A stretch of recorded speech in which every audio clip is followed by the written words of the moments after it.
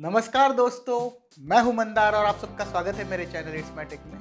दोस्तों, आज के इस वीडियो में हम रिव्यू करेंगे एप्पल के latest MacBook air with M2 chip का। दोस्तों, हमने पहले भी हमारे चैनल पे एप्पल के प्रो लेवल लैपटॉप्स का रिव्यू किया है। वो रिव्यूज़ आपने नहीं देखे हैं तो उसकी लिंक यहाँ मैं ऊपर दे रहा हूँ, आप उन्हें भी देख सकते हैं। जो latest generation of M2 chips है उसमें एयर सीरीज को रिफ्रेश किया गया है। अब ये इंडिया में मिलना शुरू हो गए हैं। मैंने ये वेरिएंट दुबई से खरीदा है, लेकिन ये हमें इंडिया में लगभग 1,20,000 के आसपास मिल जाता है। ऑप्शंस पे डिपेंड करता है। ये पर्टिकुलर मॉडल में रैम 16 GB है, बेसिक 8 GB रैम के साथ आता है। उसी के साथ जो इसका पावर अडाप्टर है ये भी मैंने 67 वाट अपग्रेड करके लिया है। बाय डिफॉल्ट आपको 35 वाट का पावर अडाप्टर इसके साथ मिल रहा है। स्टोरेज इसकी बेस 256 GB ही है। तो सबसे पहले जो मैकबुक एयर इस सीरीज की फोर्टे है वो है इसकी डिज़ाइन। ये डिज़ाइन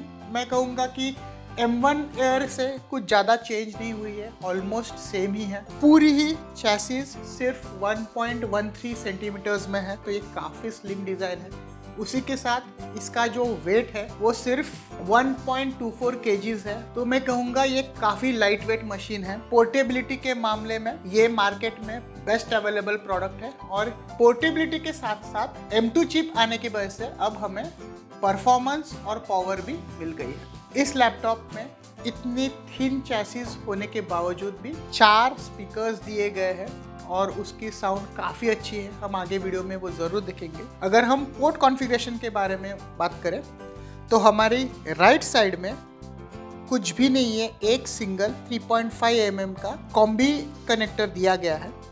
पिछली साइड भी प्लेन है। अगर हम इसकी लेफ्ट साइड में देखें तो अब हमें मैगसेफ दिया गया है चार्जिंग के लिए। उसी के साथ 2 थंडरबोल्ट पोर्ट्स है जो USB 4 को भी सपोर्ट करते हैं। इन दोनों में से हम डिस्प्ले आउट ले सकते हैं, लेकिन इसमें कैच ये है कि एक टाइम पे बस एक ही डिस्प्ले को हम आउट कर सकते हैं, जबकि प्रो M2 खरीदे ड्यूअल डिस्प्ले एक साथ कनेक्ट कर सकते हैं। इसके दोनों ही पोर्ट में आप डिस्प्ले कनेक्ट जरूर कर सकते हैं, लेकिन एक टाइम पे एक ही डिस्प्ले चलेगा। दोस्तों, ये जो मैकबुक के कंस्ट्रक्शन में एल्यूमिनियम यूज हुआ है वो 100% रिसाइकल्ड एल्यूमिनियम है। बॉक्स में हमें इसकी कॉर्ड भी आती है जो काफ़ी लंबी है। जो लैपटॉप है उसके ही कलर से मिलती जुलती केबल ब्रेडिंग दी गई है, लेकिन उसकी जो USB Type-C की कनेक्शन टिप है वो वाइट कलर में ही आती है। मैगसेफ का जो पोर्ट है वो लैपटॉप के कलर में ही कोट किया गया है। कलर की अगर हम बात करें तो हमें नए जो एयर सीरीज है वो 4 डिस्टिंक्ट कलर्स में मिलते हैं, तो आप आपके हिसाब से उसे कस्टमाइज कर सकते हैं। एक बात मैं यहाँ मेंशन करना चाहता हूँ, एटलीस्ट ये जो कलर है आप देख सकते हैं कि पूरी तरह से यहाँ फिंगरप्रिंट लगे हुए हैं। तो चाहे वो अंदर का डिस्प्ले हो या बाहर का डिस्प्ले हो, एटलीस्ट ये कलर तो मैं कहूँगा फिंगरप्रिंट मैग्नेट ज़रूर है। इसे आपको कंटिन्यूसली वाइप करके क्लीन रखना पड़ता है। तो अगर मैं मैगसेफ यहाँ लूँ और बस इसके पास में लेके जाऊँ तो आप देख सकते हैं काफ़ी इजीली ये कनेक्ट हो जाती है और यहाँ पे LED इंडिकेटर दिया है। जैसे ये फुल्ली चार्ज होता है ये LED ग्रीन कलर में हो जाएगी। मैगसेफ का और एक फ़ायदा ये है कि चाहे इस साइड में हो या इस साइड में कोई डिफरेंस नहीं है, दोनों ही साइड में LED इंडिकेटर भी दिया गया है। और एक फ़ायदा ये है कि अगर इस तरह से टेबल पे है, अटक के ट्रिप कर दूँ तो ये आसानी से निकल जाती है। ना केबल को कोई डैमेज होता है और ना आपके लैपटॉप को कोई डैमेज होता है। तो ये एक एडेड एडवांटेज हमें इस सीरीज में ज़रूर मिलता है। एक उंगली से लैपटॉप खोलने की कोशिश करें तो देखते हैं कि बाकी सब मैकबुक्स की तरह क्या ये भी सीमलेसली खुलता है। तो इतना लाइट होने के बावजूद भी हम इसे आसानी से खोल सकते हैं। यहाँ पे टच ID हमें मिलता है, काफ़ी बड़ा ट्रैक पैड है, काफ़ी बेहतरीन हैप्टिक्स है। आप इस पूरे सरफेस पे कहीं भी क्लिक कर सकते हैं और आपको एक डिस्टिंक्ट हैप्टिक फीडबैक से वो क्लिक महसूस भी होती है। हम आइदर इसे 8 कोर CPU और 8 कोर GPU के साथ ले सकते हैं, या फिर हम 8 कोर CPU और 10 कोर GPU के साथ भी इसे खरीद सकते हैं। मेरा जो वेरिएंट है वो 8 कोर कॉन्फ़िगरेशन में है और दोनों में ही जो न्यूरल इंजन है वो 16 कोर ही है। एप्पल के M1 सिलिकॉन जैसे ही इसमें मेमोरी यूनिफाइड होने की वजह से परफॉर्मेंस काफ़ी फास्ट है, लेकिन उसके वजह से अब प्रॉब्लम ये हो जाती है कि ना हम मेमोरी को अपग्रेड कर सकते हैं और ना हम इसके स्टोरेज को अपग्रेड कर सकते हैं। जो हमें ख़रीदना है वो हमें पहले ही चूज़ करना पड़ता है और अगर हम कॉस्ट डिफरेंस की बात करें तो 20,000 रुपीज़ का हर अपग्रेड में डिफरेंस है। अगर आप 256 की जगह 512 स्टोरेज में जाए तो 20,000 बढ़ते हैं, 8 GB की जगह 16 GB में जाए तो 20,000 बढ़ते हैं। तो 20,000 का डिफरेंस हर छोटी अपग्रेड के साथ आता है, जो अगर आप मुझे पर्सनली पूछे तो बहुत ज़्यादा है। लेकिन आखिर ये एप्पल है, उसकी अगर आप एप्पल इकोसिस्टम में हो तो आपको आदत ज़रूर है। तो अगर मैं यहाँ पे अब साउंड प्ले करूँ, मैंने स्पीकर वॉल्यूम फुल रखी है।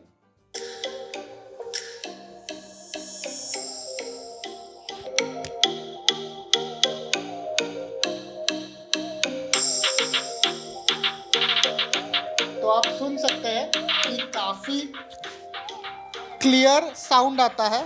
उसी के साथ इस स्पीकर की जो बेस रिप्रोडक्शन है वो भी काफ़ी अच्छी है और इस पतले फॉर्म फैक्टर में मैं तो कहूँगा अमेजिंग है। इंडस्ट्री में बेस्ट साउंड लैपटॉप में एप्पल ही प्रोड्यूस करता है, अब तक उसे कोई भी विंडोज़ मशीन बीट नहीं कर पाया है। स्पीकर के कटआउट्स आप देखें तो एज सच कहीं कटआउट्स नहीं है, ना कोई मफल्ड वॉइस है, ना कोई टीनी नॉइज है, क्रिस्टल क्लियर साउंड रिप्रोडक्शन होता है। अगर हम डिस्प्ले की बात करें, लिक्विड रेटिना डिस्प्ले होने के साथ साथ इसकी जो पीक ब्राइटनेस है ये 500 नीट्स की है और जो ये कलर रिप्रोडक्शन है ये P3 कलर गैमेट को 100% कवर करता है। तो स्क्रीन की कलर एक्यूरेसी और स्क्रीन की ब्राइटनेस ये काफ़ी शानदार है। सेटिंग्स में जाओ, 4K HDR क्लियरली मेंशन्ड आता है एटलीस्ट यूट्यूब पे।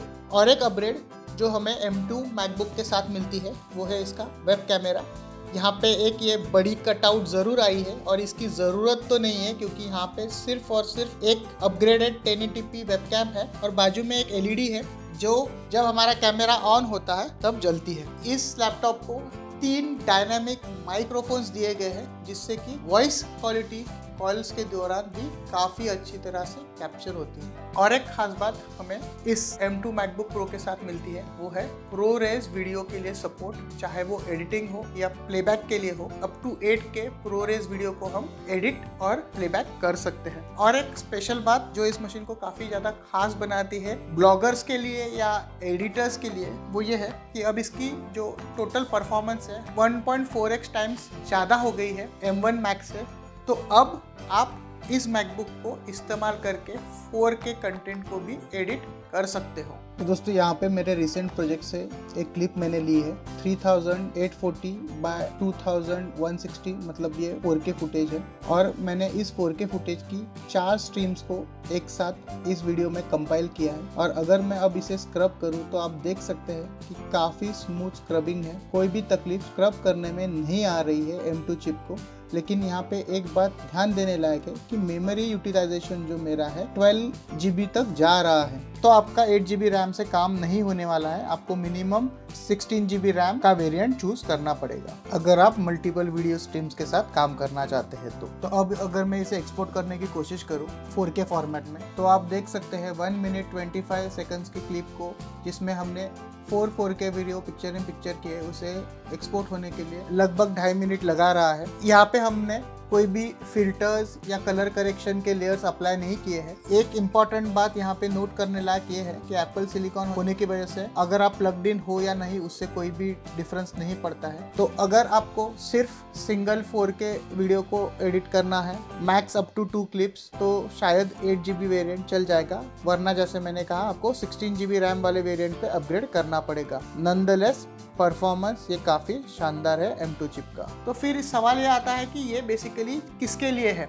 अगर आप मुझे पूछोगे तो कॉलेज गोइंग जो एयर कंसीडर कर रहे हैं, अगर आपको M1 एयर मिल रहा है तो आप सीधा उसे ले सकते हो। आप कॉलेज में जो भी काम करने वाले हो, बेसिक ब्राउजिंग हो गई, बाकी चीज़ें हो गई, वो M1 पे चलने ही वाली है। लेकिन जो वीडियो क्रिएटर्स है, जो खास करके ब्लॉगिंग करते हैं, वो कुछ सिस्टम ढूंढ रहे हैं तो उनके लिए ये M2 एयर का ऑप्शन काफ़ी बेहतरीन साबित होता है, क्योंकि M2 होने की वजह से अगर आप प्लग्ड इन हो या नहीं हो आपको परफॉर्मेंस में कोई ड्रॉप नहीं आता है। अब आप इजीली 4K वीडियो को एडिट कर सकते हो, चाहे वो फाइनल कट प्रो में हो या फिर एडोब प्रीमियर प्रो में हो। और इसकी बैटरी लाइफ भी काफ़ी बेहतरीन है। डेली यूसेज साइकिल में 2 से 3 दिन आप इसे चला सकते हो अगर लाइट यूसेज है। अगर आप वीडियो एडिटिंग भी कर रहे हो तो भी इसकी जो एफिशिएंसी है वो काफ़ी शानदार है। तो बैटरी एफिशिएंसी ये एप्पल सिलिकॉन चाहे वो M1 हो या M2 हो, उसमें उसका एक स्ट्रॉन्ग पॉइंट था और इसमें वो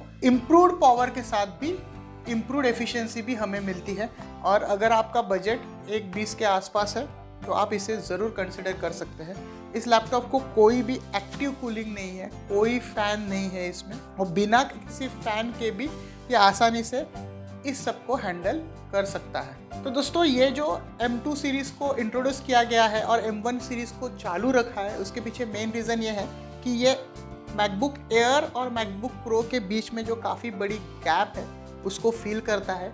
इसको लिस्ट भी इस तरह से किया गया है कि ये M1 एयर और प्रो मैकबुक्स के बीच में आता है। प्राइसिंग भी उसी तरह से दी गई है। इस प्राइस पॉइंट पे ये परफॉर्मेंस और बैटरी लाइफ का कॉम्बिनेशन एप्पल छोड़ के आपको कहीं भी नहीं मिलने वाला है। जो first generation M1 pro series silicon वाले लैपटॉप्स है वो इससे हायर ही टियर्ड है, उनकी परफॉर्मेंस भी इससे बेटर ही है। ये M2 चिप है, ये प्रो सीरीज चिप से कम्पीट नहीं करती। तो मैं आशा करता हूँ कि आपको आज का यह वीडियो पसंद आया होगा। इस वीडियो को लाइक कीजिए, आपके दोस्तों के साथ शेयर कीजिए। अगर आप चैनल पे नए हो तो चैनल को सब्सक्राइब ज़रूर करें और मेरी अगली इंटरेस्टिंग वीडियो मिस ना करने के लिए नोटिफिकेशन बेल आइकॉन भी ज़रूर क्लिक करें। तो अगली बार फिर मिलेंगे एक नए वीडियो के साथ। धन्यवाद।